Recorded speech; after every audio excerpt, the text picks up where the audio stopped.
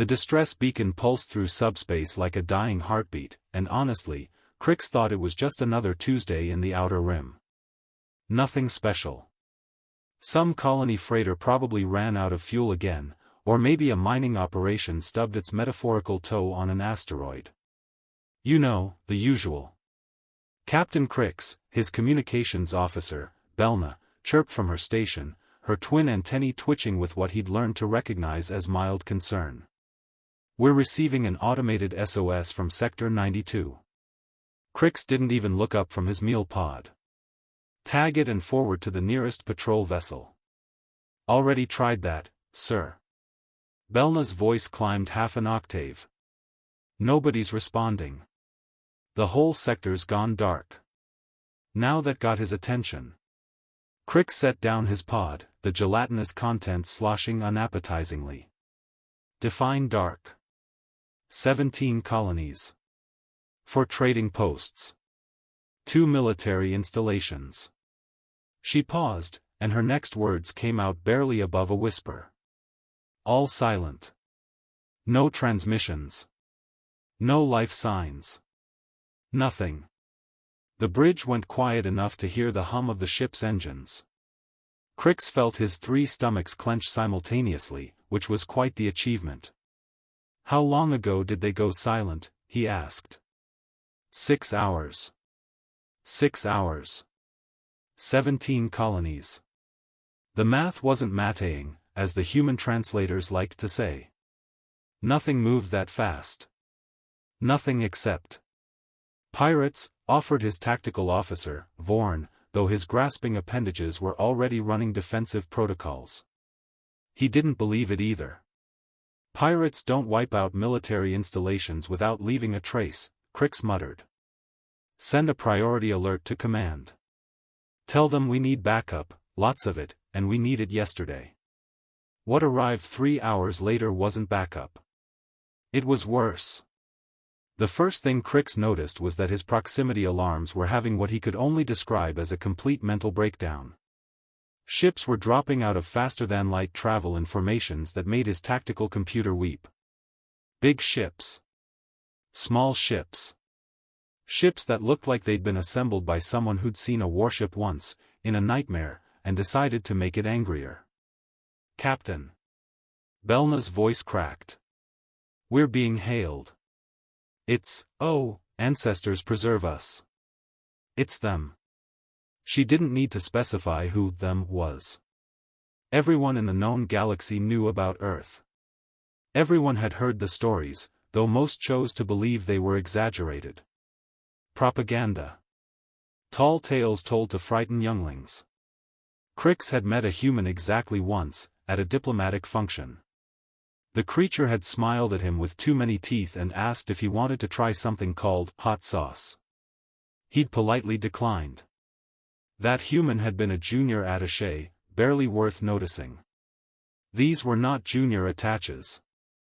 The face that appeared on his viewscreen belonged to a female human with skin the color of deep space and eyes that seemed to catalog every weakness in his ship's hull plating in 0.5 seconds.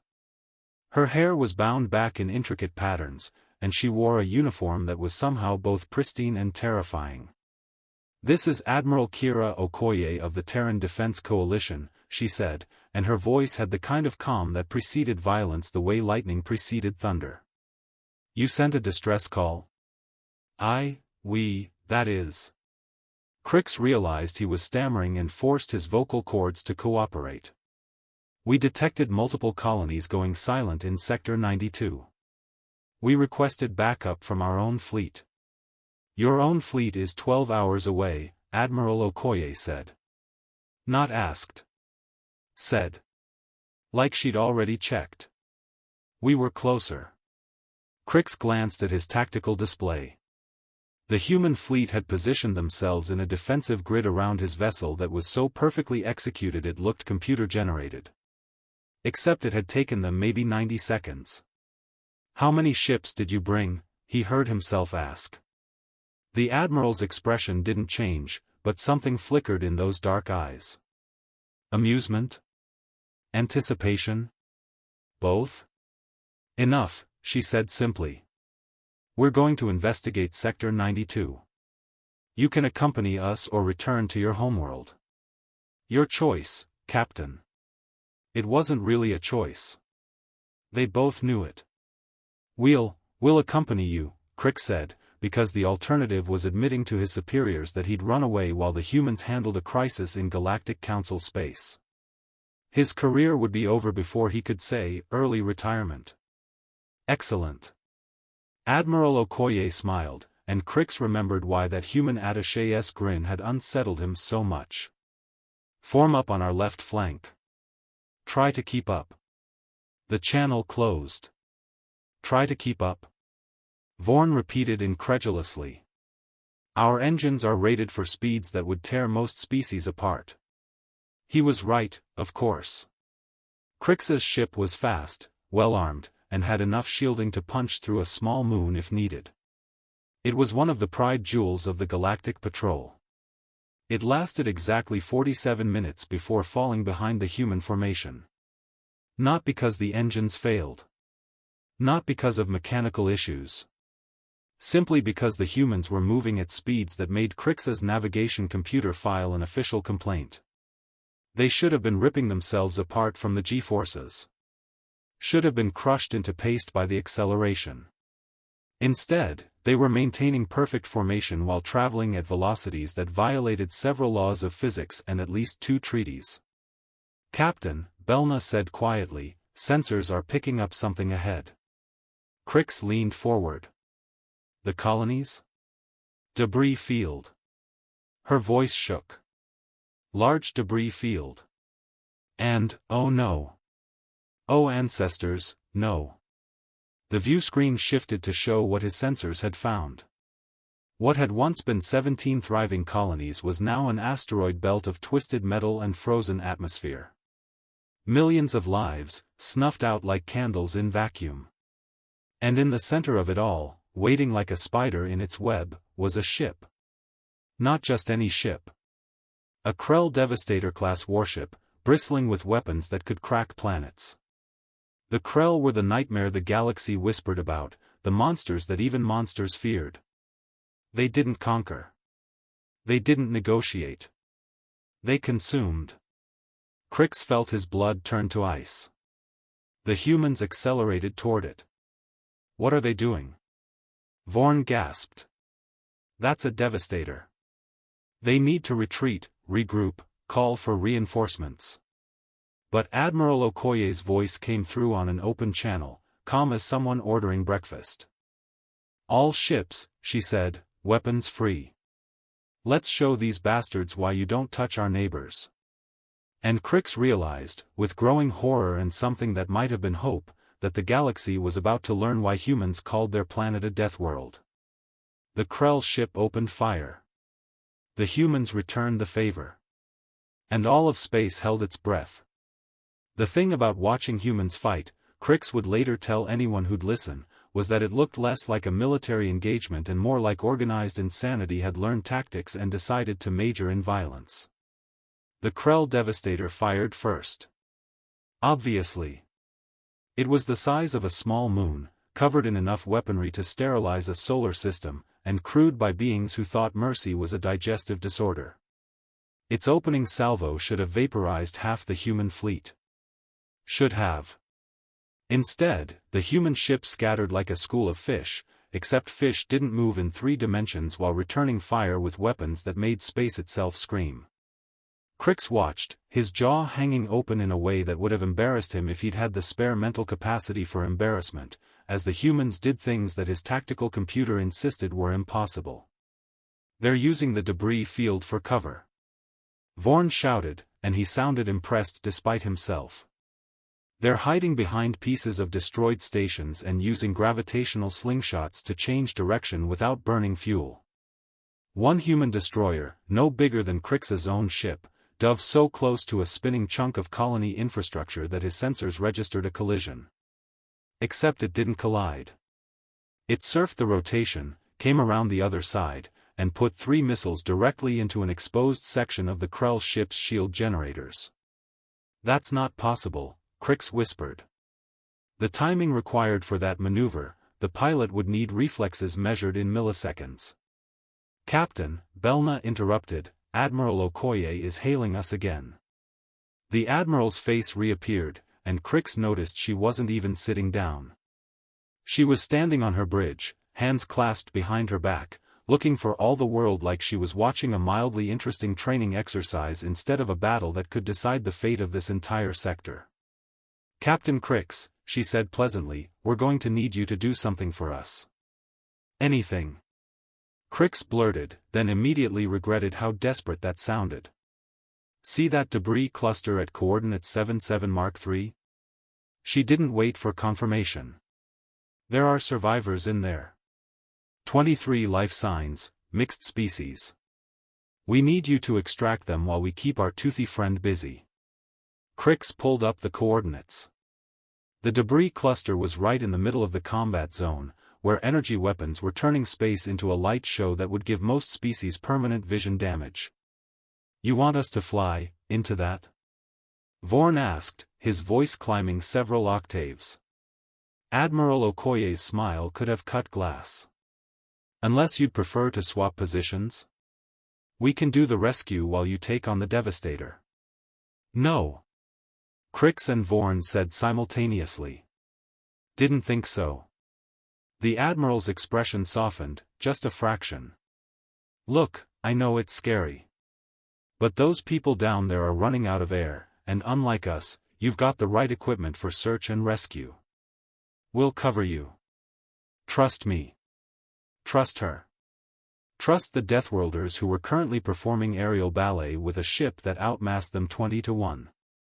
Trust the species that looked at impossible odds and said, 'Hold my beverage.' Ancestors help him, Qrix did trust them. Belna, plot a course. Vorn, divert all power to shields. Everyone else, hold on to something and try not to throw up." Qrix took a deep breath with all three of his lungs. "Let's go save some people." The flight through the combat zone was the longest 3 minutes of Qrix's life. Explosions bloomed around them like deadly flowers. Energy beams crisscrossed the void in patterns that would have been beautiful if they weren't so lethal.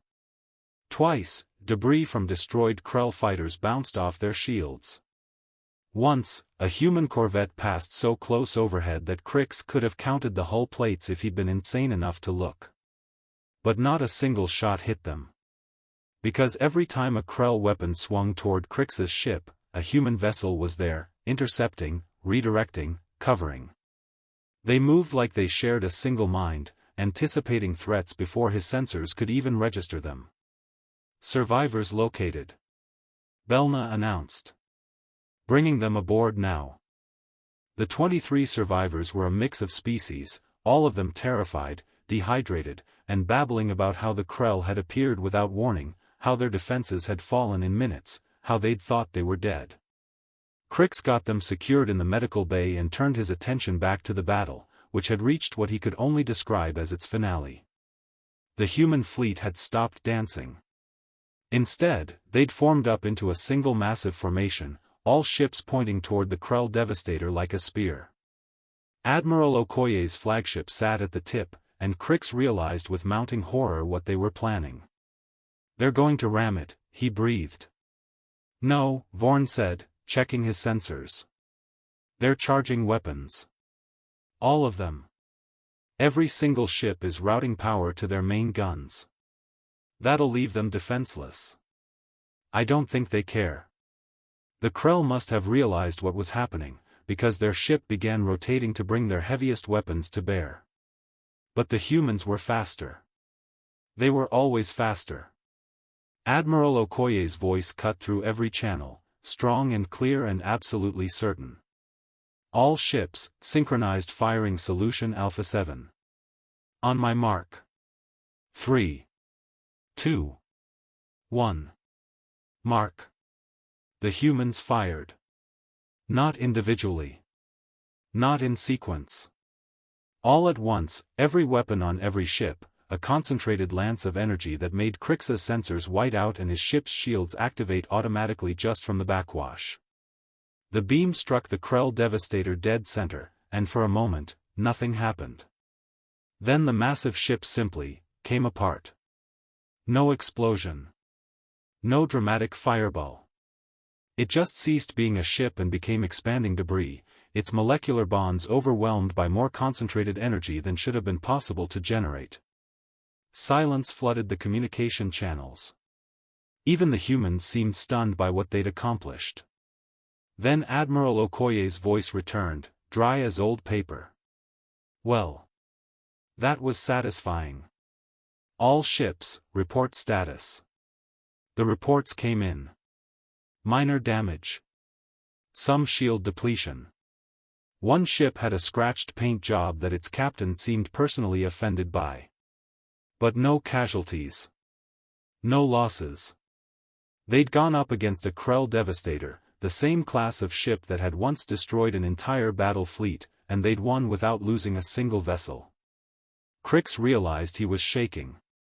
Not from fear. From relief. From awe. From the sudden, overwhelming understanding that the galaxy had changed the moment humanity had reached the stars, and most species just hadn't noticed yet. Captain Qrix, Admiral Okoye said, and her face on the view screen looked tired now, human and fallible and somehow more frightening for it. We're going to sweep the sector, make sure there are no more surprises. We'll escort you back to the border when you're ready. Admiral, Qrix said, his voice hoarse, why did you come? This isn't your territory. These weren't your colonies. You could have ignored the distress call. Okoye was quiet for a moment. When she spoke, her words were simple, but they hit like a physical force. Because someone sent an SOS, she said. And where we come from, you don't ignore that. Ever. Because someday, it might be us sending the call, and we'd want someone to come. That's how this works. That's how it should work. She smiled that terrifying smile again. Besides, the Krell needed to learn a lesson. You don't threaten our neighbors. The galaxy's too small for bullies. The channel closed, and Qrix sat back in his command chair, watching the human fleet spread out across the sector like protective wolves. Behind him, he could hear the survivors talking, their fear giving way to wonder, to gratitude, to stories they'd tell for generations. And Qrix knew, with absolute certainty, that every species in the galaxy would hear about today. About the Deathworlders who answered an SOS. About the fleet that held its breath before showing everyone why Earth was never meant to be ignored. The galaxy had held its breath. Now it could finally exhale. But it would never forget. Friends, if you are enjoying our videos and want to watch new and exciting sci-fi and HFY stories every day, then don't forget to subscribe to the channel. Also, make sure to turn on the bell icon so you never miss any of our latest uploads. Like the video and share it with your friends as well, so our community can continue to grow and bring you even more amazing content.